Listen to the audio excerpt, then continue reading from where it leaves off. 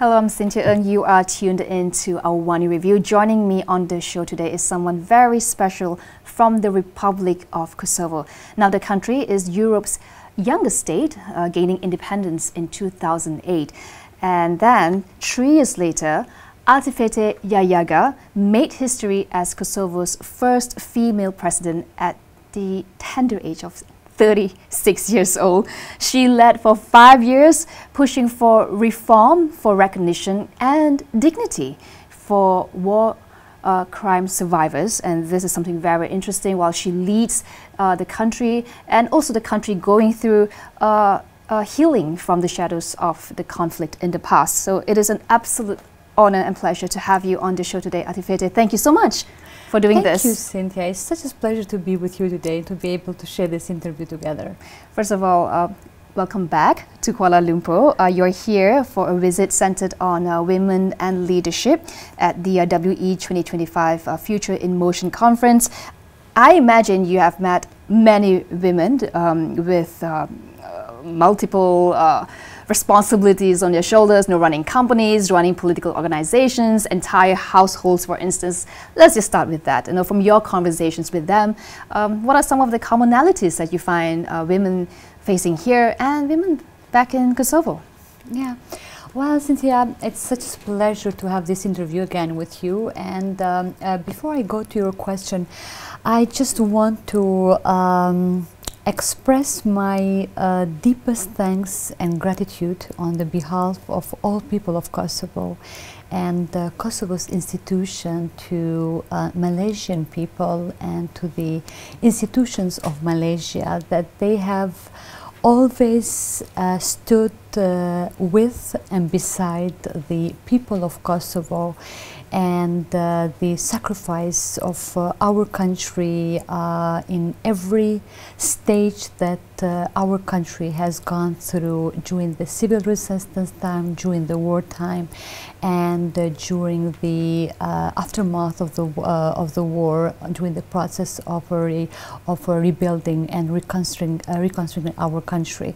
I want also to express my deepest thanks and gratitude that Malaysia was one of the first countries that has contributed with their peacekeeping troops within the United Nations mission in Kosovo for peacekeeping operation. Malaysia in 2008 was among the very first countries in this part of the world which has recognized the independence of Kosovo by opening your liaison office in Pristina, which I had an honor and privilege cooperating and collaborating in all of my capacities.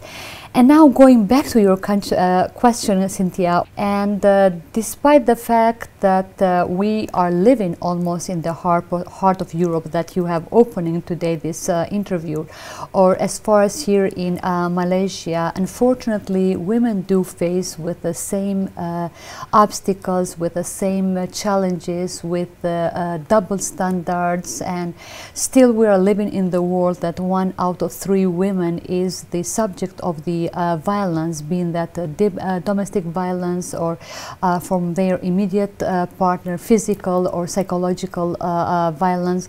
Still in the 21st century of women of having sexual violence, of the trafficking, of limited legal protection, of unequal access into the education, into the market, into the political level, underrepresented.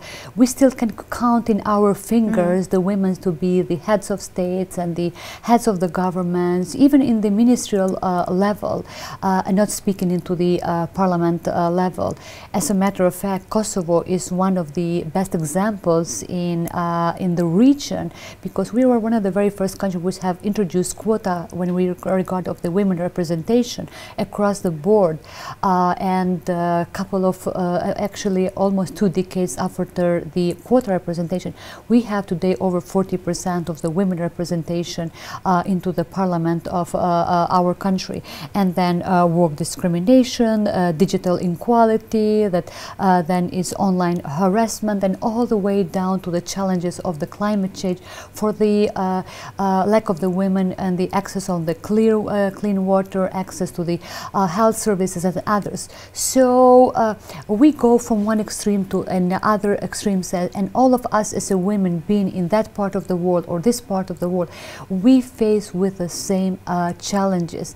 But it makes a difference when you have a woman in a leadership position, the way that they address certain things, which I always say that we understand the challenges and needs and requirement of our people differently.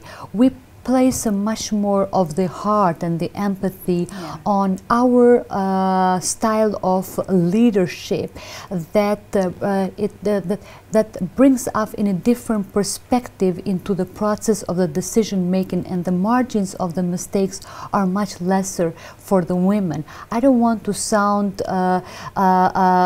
more offensive for the male colleagues, but we women, and it has been actually shown statistically and the global level, when you have women into the leadership position, when you have a women into the negotiation table, it's these agreements or this decision are prone to last much longer than for the other statistics that has been shown so far. Now, you mentioned empathy. It was something that I had wanted to talk to you about, because it's not easy to lead with empathy while showing strength, especially in public office, because empathy is sometimes also mistaken as weakness.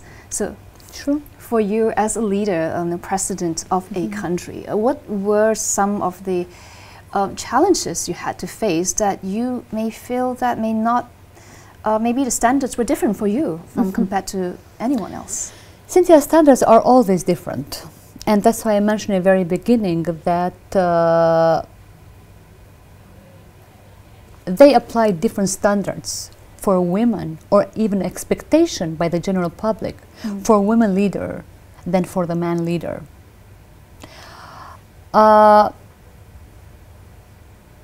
When you have women into the leadership position, things take a different perspective. Why I say that? Because in general, sometimes applies also to our own gender, leaders have a tendency to see things, I refer from the windows of the offices or from the windows of their armed vehicles or planes or other forms of the privileges under brackets that office offers you or the position offers you. I found myself many times, or most of the time, that I tried and I went out of this environment and talked directly to the people, went to the rural area, entered inside the house of the people, talked to the people directly, talked to the women directly, talked to the youth directly, talked to the marginalized communities, members of other ethnic communities in the country, understanding from the first hand, not from the reports or the statistics which were provided or served into my table, but I wanted to feel directly, touch it, understand it. You directly grew up with it. Absolutely. You grew up in former Yugoslavia during the conflict. You studied law, served in the police force, became a deputy director general before becoming president. I need to point that out because that is absolutely impressive. How did that experience shape you? Going back to what you said, it's really about, when you talk about leading a country, it's about building trust, and building trust is going to the people. I belong to a generation, despite the fact that I was elected at my 35 years of age as the president of the country, and only after 20 days I become 36 years old.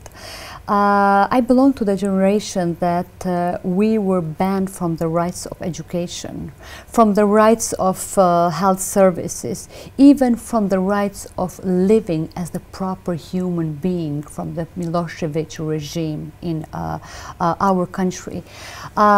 26 years ago, Cynthia, we have inherited a country which has been totally destroyed, as you have mentioned in the very beginning, left behind over 13,000 people killed and massacred. Till today's day, we have over 1,600 people missing in different massive graves, from the age of the 70 years old men and women and up to the even unborn child or 2 years old or just 6 months old baby. Same time facing with the denial of our northern neighbor of Serbia to share the data statistics where the remains of our loved ones are.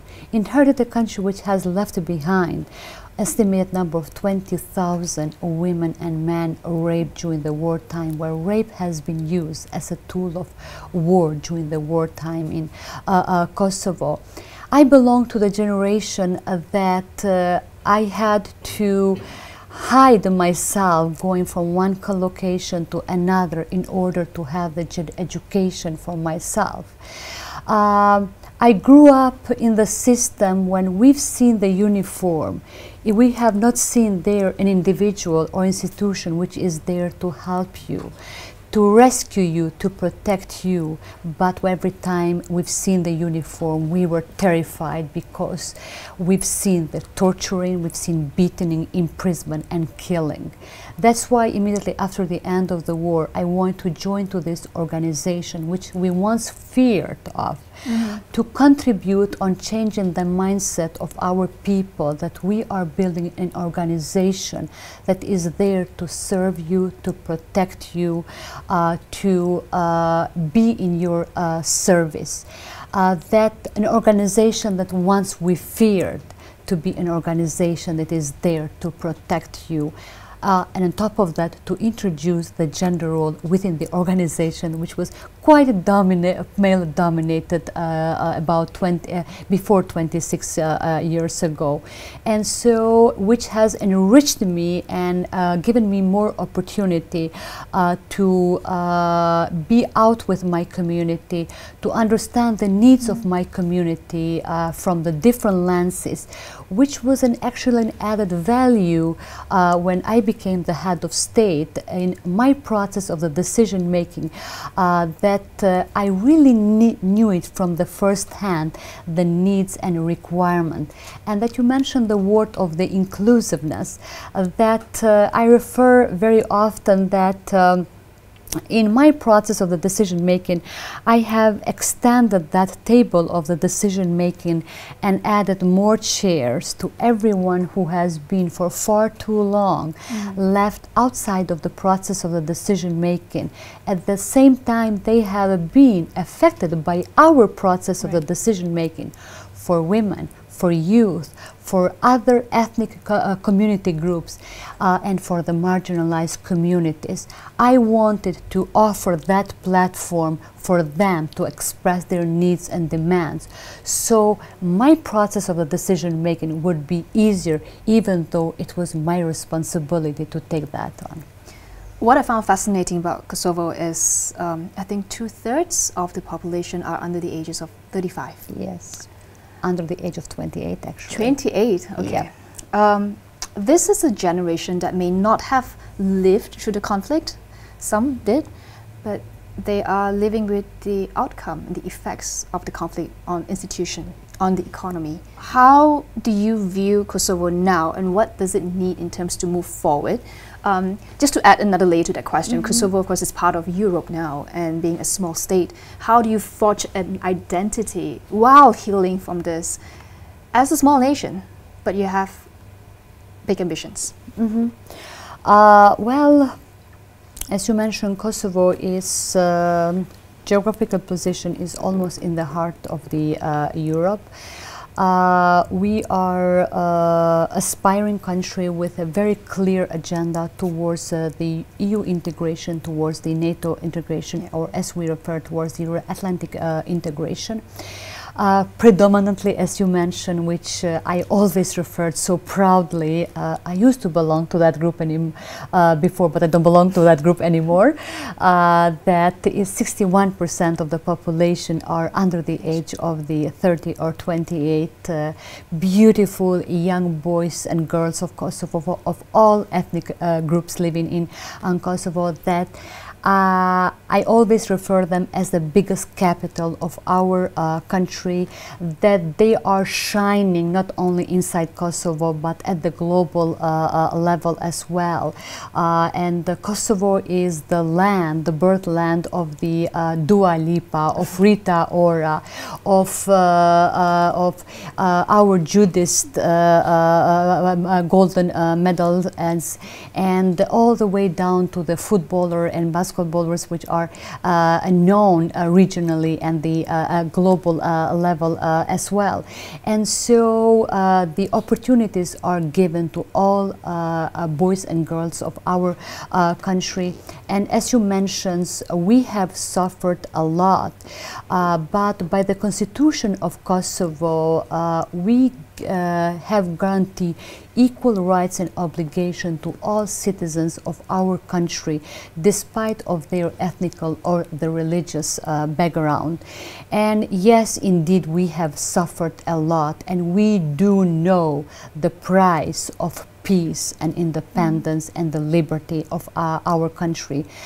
It would be unfair, neither in Kosovo case, neither in Bosnia or any country around the world that has gone through a terrible war, ethnic cleansing or the genocide, to be able to forget our past. But we need to forgive in order to move forward. One of the main preconditions of the forgiveness is the justice. And justice, unfortunately, is not in the level where it's supposed to be, particularly in Kosovo. So there is still so much room to be improvement when we speak about the justice to be served for all war crimes that were committed towards the innocent Albanian people of Kosovo. But despite that fact, we are building a generation which we refer as the young Europeans, because these are the young people of Kosovo. All right. One of the very notable parts of your presidency was that your decision to give voice to survivors of sexual war crimes during the Kosovo War. You mentioned 20,000 women raped. I think about 1,000 men were raped as well during the war.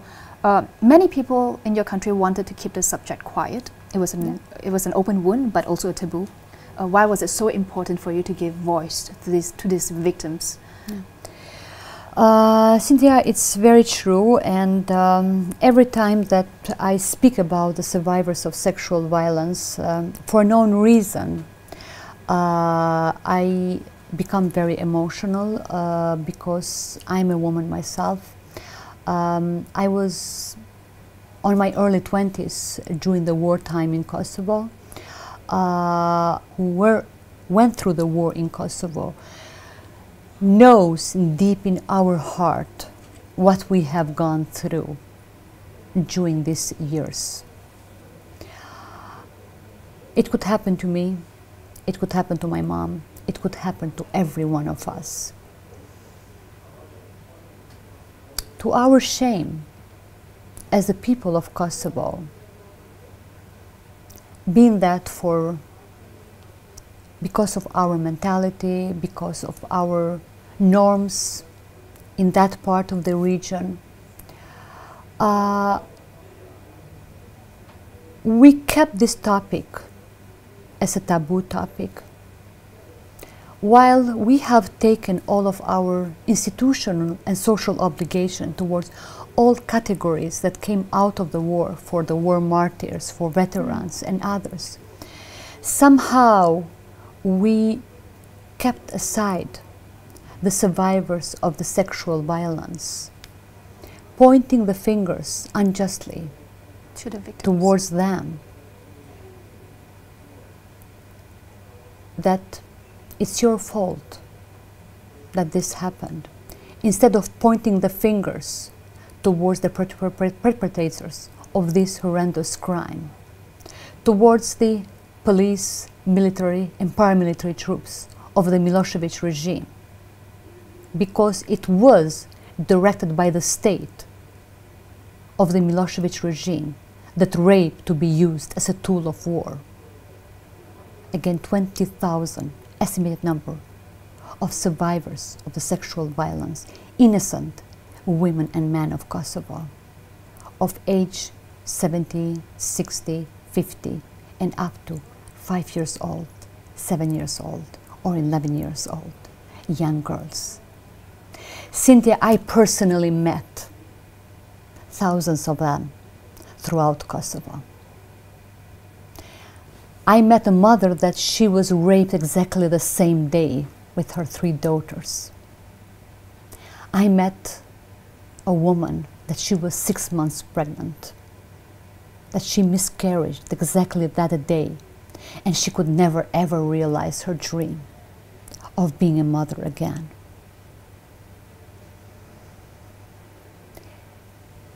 And that was the reason why I made one of my top priorities, even though that was not my constitutional obligation. Yeah. As a woman of that country, it was my moral obligation to not leave even a stone unturned for their voice to be heard. For the first time in the history of the world, with presidential decree, was established the National Council for the Survivors of Sexual Violence, which was a turning point, not only for the survivors themselves, because you are probably hearing me, I'm not using the term victim, I'm using the survivor. Because every person that has gone through this and they were able to live it through, for me, they are survivors. And they are not victims anymore. The UN Woman considers Kosovo one of the best living examples. The way that we led, starting, even though a little bit late, 12 years after the end of the war, today we are the best global example. That with presidential decree was established the National Council for the Survivors of Sexual Violence, by opening a chapter to change the law and amend the law on the war values, adding the survivors of sexual violence as the civilian victims of the war, protecting their identity throughout the process, because that was one of the preconditions of the survivors, as a main request of the survivors, to protect their identity. And I feel them, I know that. To open the chapter for rehabilitation, reintegration, resocialization, access to the free medical services, and access to the justice. Do you Cynthia, feel, as we speak today, we can count it in 2 hands the number of the cases which were proceeded to the court for moving forward on addressing this long-term culture of impunity. Probably you will ask me why. Because of the lack of the cooperation by Serbia to cooperate neither with institutions of Kosovo or international community to hand over the perpetrators of these horrendous crimes. Because we know all of them, survivors know all of them who they are. and they're still living They are still in the living. society. They are probably leading, and they are leading the major institutions Do you think within your Serbia. country can heal and move forward without addressing this dark aspect of the history? Right. That's why I mentioned earlier that one of the preconditions of moving forward, of flipping the page, is justice to be brought in place. Cynthia, do you know that out of my countless of discussion and talks, that there's not even a single day within a week, every time that I'm in my country, my staff is a witness of that. That there's not one survivor from one part of the country or the other that they come to my office, or I have to go and travel, go to their villages and meet with them. And after hours and talks, and I ask them, what I can do more for you. Do you know what is the only thing that comes out of their mouth. There is no money in this world that can pay what we have gone through. Every time that we turn the light off and we try to go to sleep, this scene comes back to us. We have no life anymore. The only thing that brings the peace in our heart and minds is when we see the perpetrators facing with the justice. But and for 26 years, Cynthia, we haven't seen that to the satisfactory level. And there's not enough international pressure towards Serbia to hand over the perpetrators of these horrendous crimes.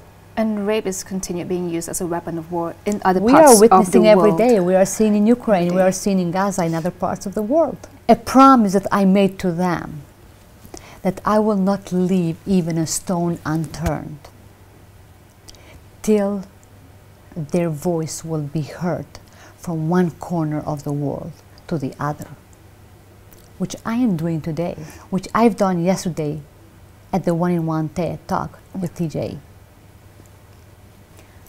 When I ask them what we can do more, and what they need is just an ear to listen to their needs, a voice to the voiceless, to speak in their behalf, and people who can act on their behalf. And I call upon you and other women around the world to be their voice, to be their needed demand for the justice to bring the perpetrators in the place where they're supposed to be. We have the survivors of the survivors, even from the First World War, Second World War, even in this part of the world, that they are still suffering from the consequences of this tool of war. In my term as the president, I did a survey about the generational trauma related to the sexual violence. I have to say that statistics shows that is being passed between 4 to 6 generations. That is an alarming message to all of the global leaders, to ask themselves, to ask ourselves, when is the time to act? Because history will not forgive us.